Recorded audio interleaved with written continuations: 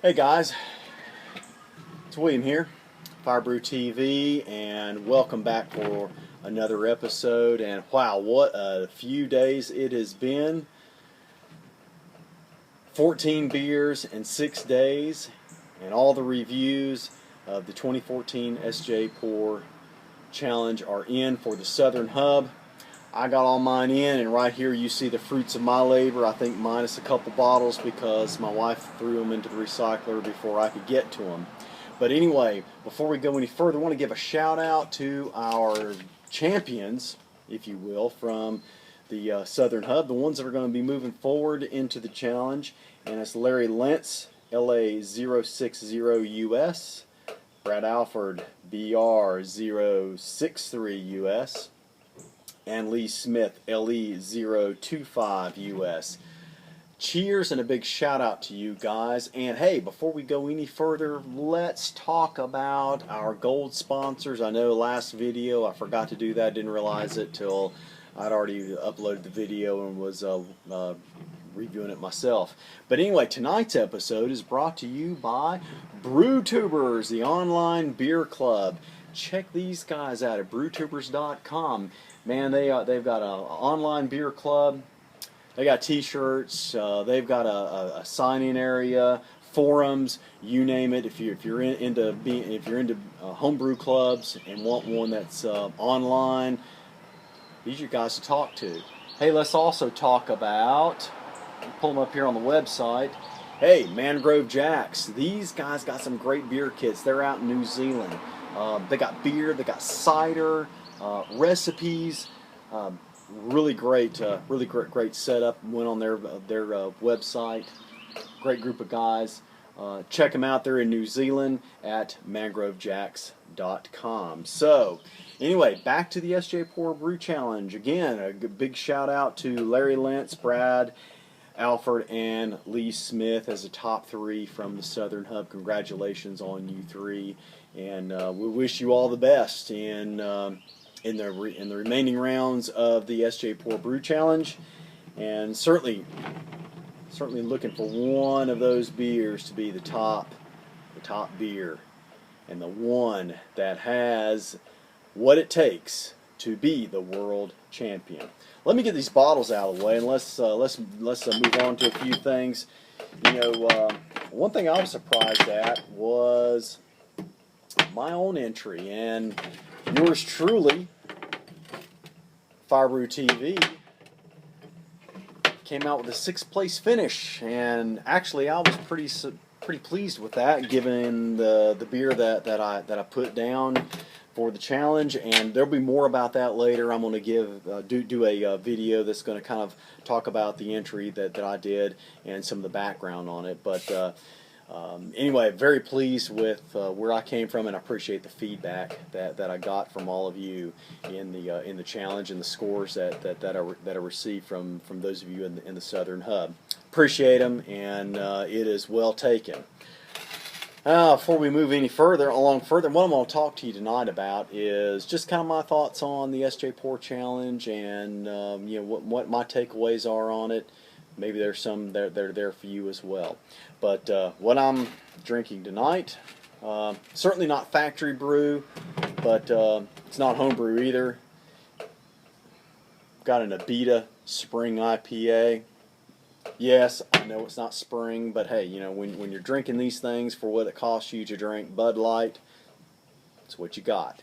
I've got a friend of mine that's been cruising around a number of the brew stores around North Carolina, and it's picking up some great deals on beer, and got a couple 6-packs of this Abita Spring Ale. So let's check into this and see how it is. Nice hiss on that. Give it a little pour. You know, because we do have to keep this beer related to make sure everybody stays happy. That does pour nice. I've had a couple of these before. They are very nice beers. Oops, that's going to go over. Maybe not. Got a nice flavor to it. A little cloudy, but a good golden color. Nice head on it.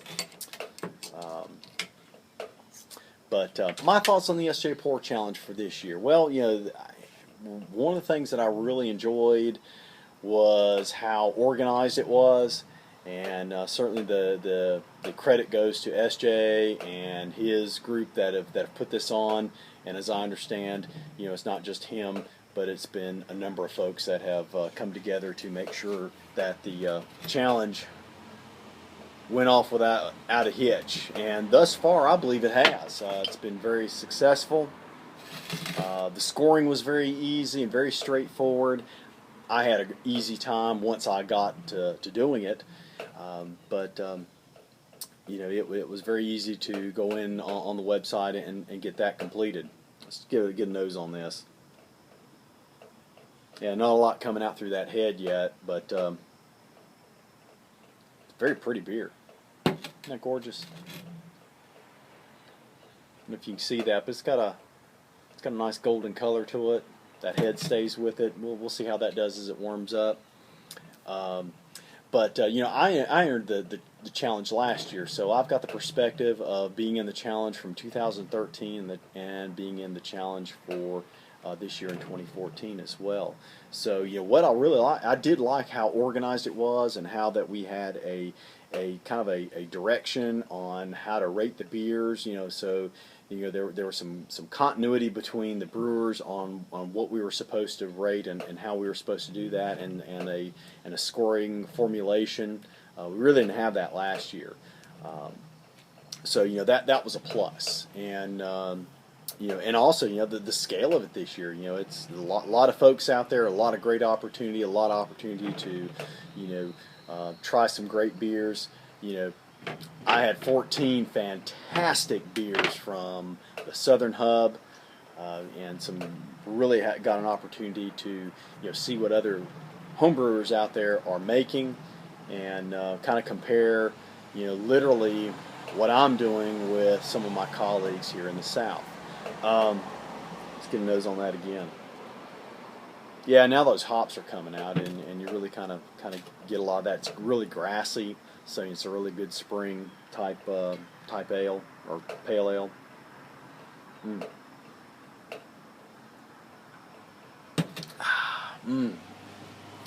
Now, so that's the positives of it. Again, just how things worked, the website, the design of it, obviously, but just how easy it was to navigate. Everybody had a number, and it was really well done. But going back to kind of giving us some perspective of 2013 and this year, one of the things that kind of, with all the organization and how big it became this year, which I was really, I guess I was kind of surprised. One of the things that really just kind of came up with me is that it really had more of the feel of a traditional judged competition.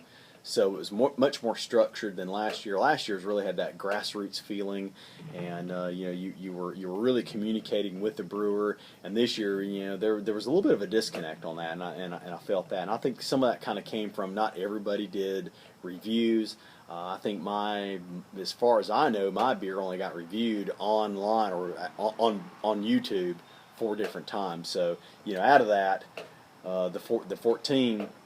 In our hub, I had 4 reviews, and that's the thing I think I kind of missed, was that interaction directly with the brewer, so to speak, on YouTube, where he's actually sampling the beer, getting the aroma off of it, and I'm there to be able to, at least vicariously on YouTube, to be able to kind of gauge his emotions and gauge how he feels about the beer and how he interacts with it.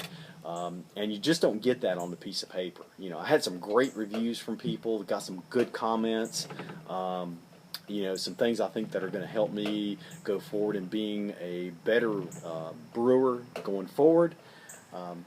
But there was just a little bit of that disconnect that you just don't get on a piece of paper that you can really get being on YouTube and doing the beer review. So got more of that last year than we really did this year. And now I guess that was a takeaway. But overall the challenge was a lot of fun. I'm gonna look forward to watching these guys go forward. I'm gonna keep up with Larry and Brad and Lee and kind of see where they go. Really would love to see a beer from the Southern Hub take the whole thing, or really go as far as possible, and that would be really kind of cool.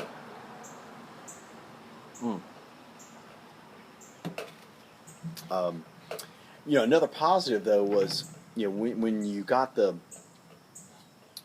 reviews, you could go in, or the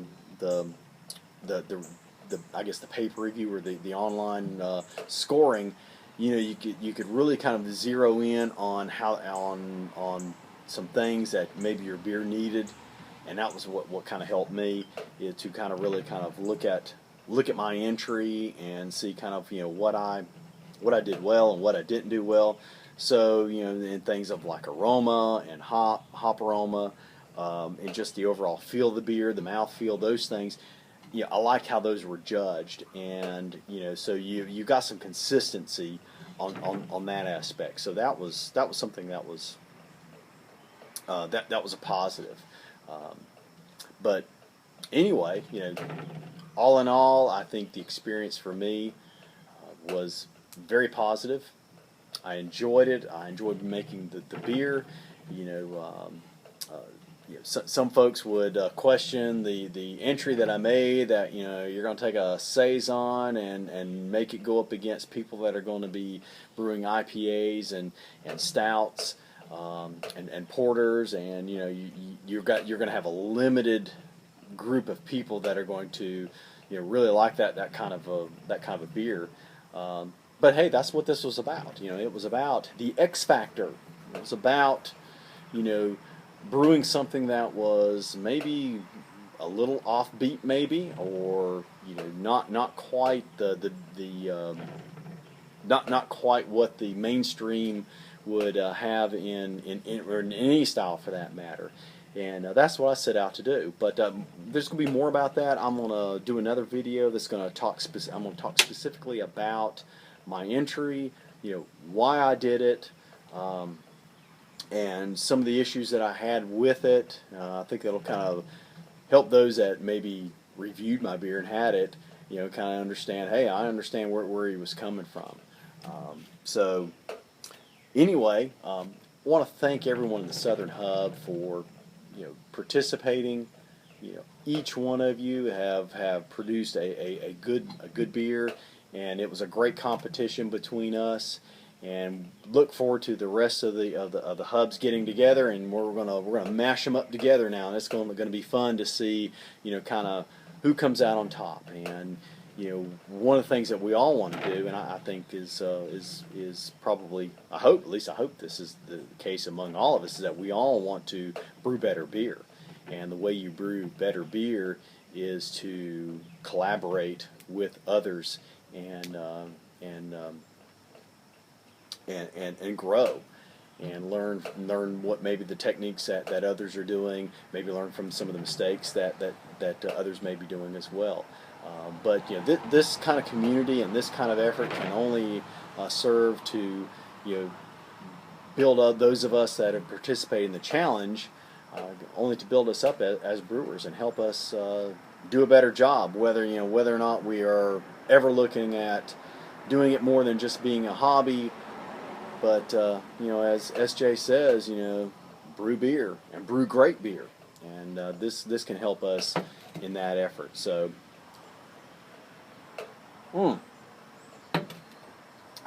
Big shout out to SJ and everyone and the ones that have worked so hard in putting the challenge together. Certainly it's a great opportunity and a great thing to do, and hopefully we will do this again in the future. So those are kind of my thoughts on the 2014 challenge. It was an interesting challenge and an interesting event to put on. Very much different from what we did last year in the 2013 challenge, much bit larger. But worldwide SJPORR 2014 Brew Challenge, I think, is a great success, and it's just begun because we're just through the semifinals in the U.S. We got Canada to go, we got Europe to go, we got New Zealand, we got a lot of stuff that's going to happen between now and by the time we crown the reigning champion for 2014.